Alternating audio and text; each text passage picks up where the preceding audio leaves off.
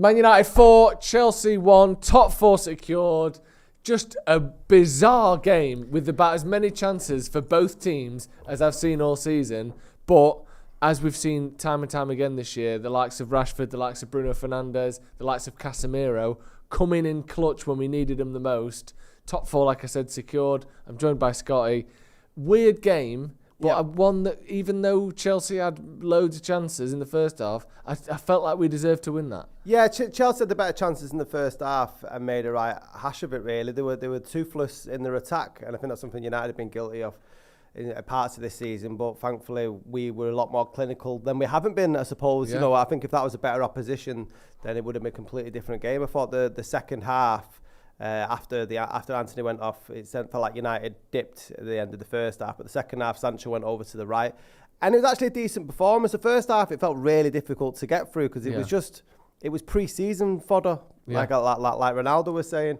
But I've just like the heat map of Casemiro was absolutely everywhere. Yeah. It was a brilliant header that it got in. Did we find out who crossed it in? Was it Eriksen for the assist? I still don't know. Who crossed the ball in for that first goal? I'll find out. So I mean, whoever crossed it is a belter of a cross, but a great header from Casemiro. Seems to be a bit of our talisman, doesn't it, for winning balls in the box and scoring headers. Absolutely. But also the likes of Garnacho was great. So energetic when he came on as he usually is down the left-hand side. Great to see Marcus Rashford.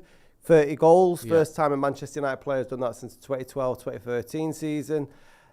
Yes, great. Top 4 is secured. We're back in the Champions League, and I've just read a tweet saying from a Liverpool fan, how are this Manchester United team in the Champions League? Well, we are, and you're not. So today is a good day, even though the football wasn't at times. Yeah, it's a great day. I mean, it almost goes without saying how important top 4 is. And just as I look at the replay of this first goal again, it was Eriksen with his right foot swinging it into Casemiro. But top 4 is massive, isn't it? And it is so different playing in the Champions League. I know we almost sort of take what it means for granted because we've been in top 4 more than not over the last sort of 30 years. But in the last few years, that isn't the case. It's like 1 in, 1 out, 50-50 almost. You're not guaranteed it whatsoever. And people always talk about it as a way to, you can get better players in. United can attract top players whether they are or aren't in the top 4. Usually. We signed, I think, Pogba and Ibrahimovic and players like that when we weren't in top 4. But for me, and we're seeing him on the screen now doing an interview, Ten Hag, I wouldn't put us favourites. I wouldn't put us in the top 5 or 6 or 7 or 8 or 9 or 10 favourites for the Champions League.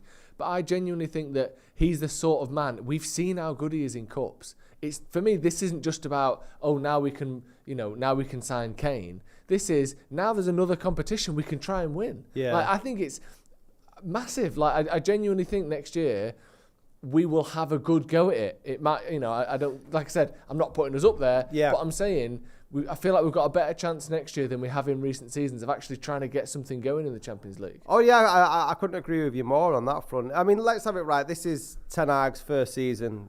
Yes. 2 cup finals. We got beaten in Seville. I think that was a suspension for Fernandes that was over there, and I think the lack of squad depth played against us. But he's obviously got the nous for a cup run, so he's been in the Champions League. Yeah, exactly. So, he's got the pedigree for it. Yeah. Things are only going to get better from here. This is his first season as Manchester United manager. We are going to invest in the summer. Yeah. It looks like we are going to get new owners. What that might bring, we don't know.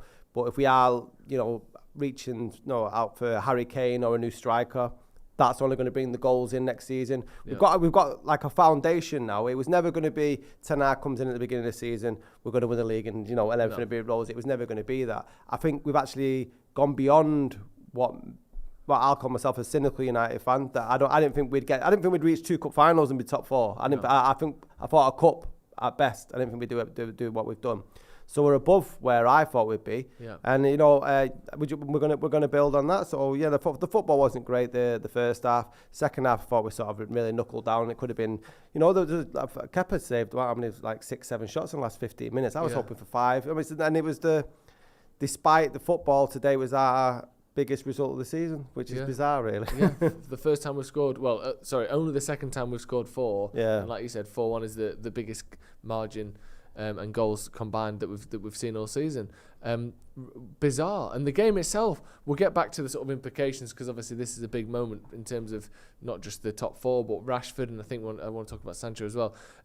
But the game itself, we had 18 shots, 9 on target, which in any other game this season at Old Trafford would generally mean the opposition had 4 shots, 6 shots, 1, 2, 3 on target. We had 18. They had 14, 5 on target.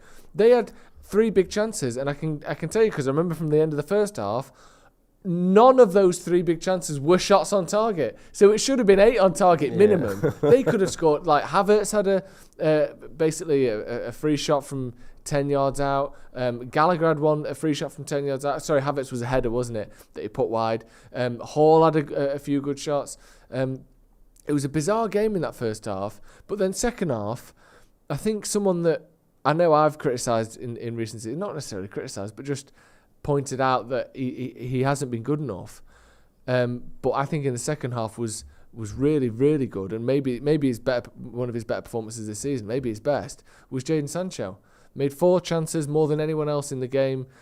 Probably should have had 3 or 4 assists, really. By the end, he was getting in behind, getting himself in really good areas, squaring it to Bruno, who missed, squaring it to McTominay, who had a shot saved.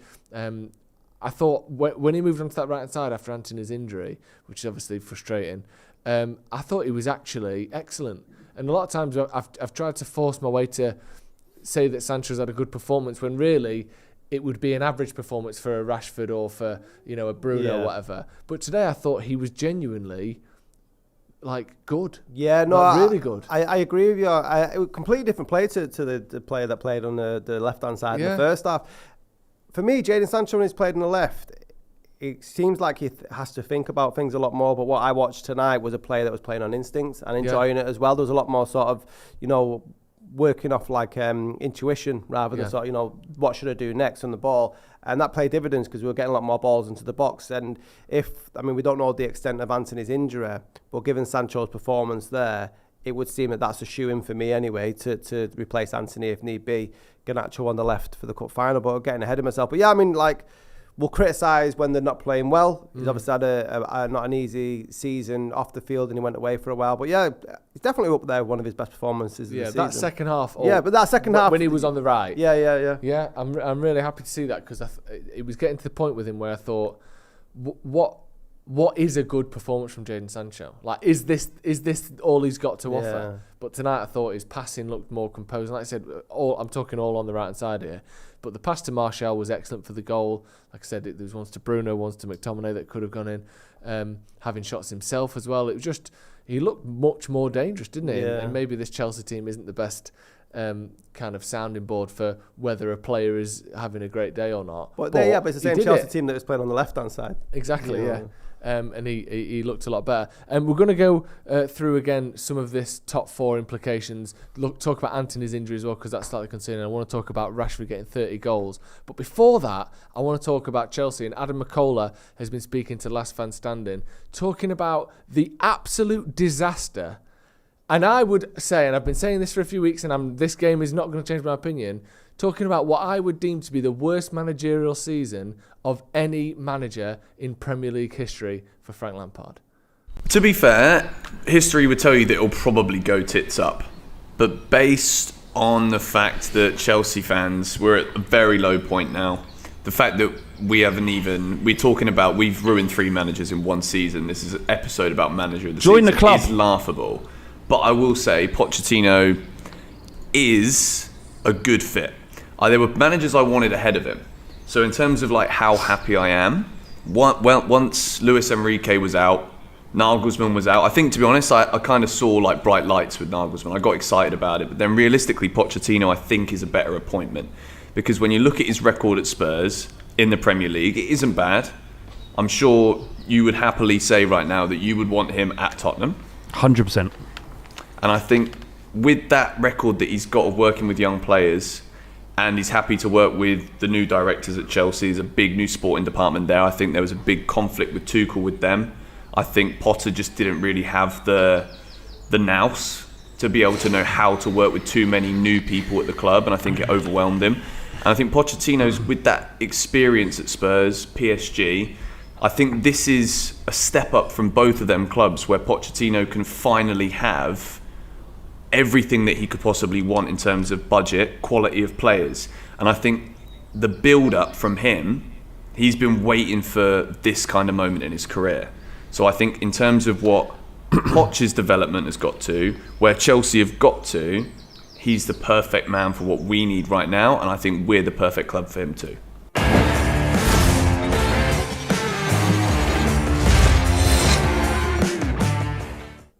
Just on that, Frank Lampard at Everton, this is the full year, not just this season, which was even worse. 27% win rate at Everton. At Chelsea, he's got a 10% win rate. He's won 1 of 10. And it's not like 1 win, 7 draws, 2 losses. It's 1 win, 1 draw, 8 losses. It is, and I keep saying this, and I feel like in a world, and especially social media and YouTube, of hyperbole and pushing everything to its absolute limit, I feel like I genuinely mean this. And if anyone can give me an example of a better one, I think this is the worst season a manager has had in the Premier League. I can't think of anyone worse. Not just necessarily like just the numbers, which are almost as bad as anyone's ever had, but when you compare it to who you're managing Everton, which is probably the 8th biggest team in England, and you're managing Chelsea, which is, in the last 15 years at least, probably the 2nd biggest team in England. Like, does it get any worse than this? No, and it's the fact that he managed both in the season and he's failed at both. You know, we were saying during the same year. How has he got the Chelsea job after getting sacked? It's like failing upwards. I don't understand how you do that. And we were saying before, like, I don't think any other manager has been sacked from one team in the season and then got a better job and then made them even worse. Even worse. It doesn't make any sense. It's unbelievable. I think Everton have been better than Chelsea since he got there. So not only has he been sacked from one team, he's then got a job at a much bigger team and done worse with that team than he did with the one he got sacked from. Like, what's the draw though? I like what is the sort of appeal to? It didn't work the first time because he was a world-class footballer. And he was. A nonsense. Yeah, no, he was. But that doesn't mean that you're going to be a great manager. And the evidence is that he really shouldn't be anywhere near a dugout on a football pitch. No. Make sure you go and check out Last Man Standing. Let them know that Stretford Paddock sent you. The link to that is in the description. Go and check that out. Like I said, link is in the description for that. But Jesus Christ, what a torrid time he's had. I almost feel bad for him, to be honest, because just on a human level, it's like, imagine, you see those videos of a bloke who works in a factory or a warehouse, and you see him reversing the forklift, and he knocks one of the shelves over, and he knocks the next shelf. And he's just stood there like that, and there's fucking 600 gallons of grape juice shattered all over the warehouse floor. That, like, for his industry, that is what Frank Lampard is doing. Yeah. This is the equivalent of setting the whole fucking warehouse on fire, isn't it? What is he doing? Like, I can't see where for him. I can't see where it goes from here. It's like we were saying before, it's got to be punditry, because I can't see any other club taking what would be a massive punt on him, really. You've got a Gary Neville at this point, I think. Let's talk a little bit about Rashford. 30 goals this season. We mentioned it obviously on the watch along, but you said it before, the first United player to score 30 goals since Van Persie in 2013. And then you think as well, I know we've not been great, but for instance, a Tottenham team that's won a lot less than us in that time has had a striker do that consistently. We've had Ronaldo at the club, we've had Ibrahimovic, we've had Lukaku, we've had Cavani, we've had Falcao, we've had great players and players who have been some of the best in the world on that list. None of them have done it. Marcus Rashford has done it. And not just has he scored 30 goals, which is something, to be honest, I wasn't sure he was ever capable of. I thought he was a 20-goal-a-season player. But he's done it after his worst year by a mile, to the point where there are United fans on record, on camera, saying, we need to sell him. Like, he's come back and absolutely smashed it. He's, to me, almost single-handedly or very close, he's the reason we've got top 4. He's the reason we've won the Carling Cup. He's the reason, he is, to me, United's most important player this season. To do that after last season is so impressive, physically and mentally, isn't it? Yeah, I mean, I think mentally is a huge thing to do with whatever Ten Hag's been doing behind the scenes. You notice when he first started scoring this season, he was doing the things in his head to sort of saying, like, he's in a better place. I mean, physically, look, it looks so strong. But you're right, if we don't have Marcus Rashford in this team, I think we're having a very different end of the season. I mean, then the goals, you take that away from where we are now, is just testament to that. Yeah. we're over reliant on him. Thankfully, he comes up with the goods time in, time out, and it's wonderful to see him scoring 30 goals. But why again next season now? Yeah. Do you know what I mean? The thing is, when you've done it, you've got to do it season on season, because he's proven it can be done. And I think that whilst I don't think we're a one-man team by any stretch of the imagination, I think with him having the foundation of the likes of Casemiro behind him and having a better defence, and a whole lot better morale at Old Trafford as well. Yeah. I think if anyone benefited from the absence of Ronaldo, it's evident in Rashford's goals, really, isn't it? Because I don't think them two could have played together too well. So I mean, we all knew he was capable. I thought he was capable of it. I didn't know after last season if he had the ability to turn it back as quickly as he did. But this has been a season that has sort of gone beyond my expectations of what we were going to do, Rashford included. Definitely. His first season was the 2016-17 season, I believe. That's when he came through from the academy team. I think he played his first games in 15-16, but his first full season was 16-17. He got 11 goals and 7 assists. The year after that, 17-18, he got 13 goals, 9 assists, improvement again. The year after that, 18-19, he got 13 goals, 10 assists, similar kind of numbers, but just consistency, double digits goals and assists. Then 19-20 season, 22 goals, 12 assists. The year after that, 2020-2021, he got 21 goals, 1 goal less, but 15 assists, 4 goals more goal contributions again. He's a player that has consistently gone like that. Yeah. And then last season, obviously, disastrous. 5 goals, 2 assists. Coming back from injury in a horrible team, his confidence was absolutely through the floor. But then this season, 30 goals and 11 assists as well, and that's not including the 3 goals he got in the World Cup, which happened in the season. Yeah. So that's 30 since August, since the start of the season. It's 33 goals. Like, for people to say you need to sell him, he's not good enough, it's this, that, and the other, he has consistently got better his whole season. You can see the trajectory. Yeah, that was an outlier. Was a red herring, wasn't it, in his career? Yeah, exactly. And I think he's such a phenomenal player. And Mo Wada there, 40 goals and assists is elite. I think as far as sort of pure wingers goes, I know he's played some minutes up front, but I think he's as productive as anyone. I think Mbappe, again, you wouldn't really call him a winger in the same sense that Rashford is. No one is doing the numbers that he's doing, and I just think it's absolutely phenomenal. And the fact that he's from the academy, he's a United fan, like, these things do make you attached to a player more. The fact, all the stuff we saw over COVID and sticking it to the Conservatives, getting free school meals over, like all the things that could make you love a player, make me love Marcus Rashford. And I love that he is proved everyone wrong, or he has proved everyone wrong, and he's shown himself to be the world-class player that we all sort of knew and hoped that he would be. And I just think it's phenomenal. So 30 goals, and hopefully we can make it 31 next week, because we sort of need to go. We've got a few super chats. Deadman says, yes, top 4, excited to see United in San Diego. Me too. Sahil Patel says, the way the media, the fans at times have talked about United's players this season, you'd think we'd finish 10th, not 3rd. Always look at the big picture. Colin Choi says, up the Reds. Scousers in Kazakhstan away next season. Good. It's lovely to see, isn't it? Because we've done it enough. Yeah. Ross Murphy says, if you get a proper number 9 alongside Rashford, it might even push him to another level. I think there's still levels that he can go to. I don't think we're ever going to see Rashford score 40 plus goals, but I think in terms of being in charge of a game more often, I think we could see him get similar numbers, but sort of assert his dominance a little bit more. And maybe with a good partner next to him, we could do that. Just one negative, Anthony looked like an injury that could be anything from he's banged his ankle to he's broken his leg. Like, it was a weird situation, that, and he went off. I think the reports from Sky were that he hasn't gone to the hospital, which is obviously a good sign. Do you think we'll miss him? Like, do you see a sort of Sancho stepping up, or do you think that's a big loss for the potentially, what is it? 10 days away, the FA Cup final. You try and look at it in an optimistic light and say Sancho had a good game tonight, but I think Anthony, he's had his critics this season, but I think he's been quite consistent. He's quite reliable up and down. I know he's not. He tries the step overs and stuff, and I think he needs to play on target a little bit more when he's trying that cutting inside and swinging the left one in. But I don't know if we'll miss him. I don't know. It's a difficult one to call. I mean, I hope he's all right. But when he first saw it, it was a bit of a strange one because he stood up initially and then turned around to have a go at the ref and then fell down to the floor. And I thought he's trying to play act here because he's not got what he wanted.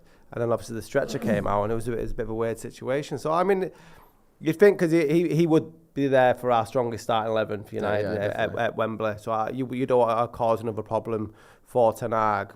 But, you know, if it opens the door for Sancho when he has a great performance, then, you know, I think United at full strength have every chance of winning the FA Cup. Absolutely. And also, we have every chance of winning the Champions League now. Oh, yes, we're in it next do. season, which is fantastic. Right, that is going to be all from us. We will have all the build-up to the Fulham game and last day of the season. We'll have the watch-along. We're checking out the relegation scrap, and we can cover everything here on Stretford Paddock. Make sure you stick around for all of that. And, of course, after that, looking ahead to that FA Cup final, which is a day that is so nerve-wracking. My brain won't let me imagine it and look forward to it. I know it's happening, but I can't actually picture it because when I do, I feel genuinely terrified. Yeah. So let's not think about that until the morning of the game. So thank you for joining us. Thank you, Scott, for coming on. Make sure you check out the Scotty and Motti podcast. The brilliant David Scott with the brilliant Jay Motti. What more could you want? Make sure you check that out. Also, check out Last Fan Standing with Bet Victor if you haven't already. The link to them is in the description. They're talking about who's the manager of the season, how bad Lampard is. Go over there and tell them that Stretford Paddock sent you. Steve will be here as well for his review very shortly after this one. So just stay here. Keep watching what we're doing. We love it. You love it. Top 4 secured. Champions League secured. We'll see you in a bit.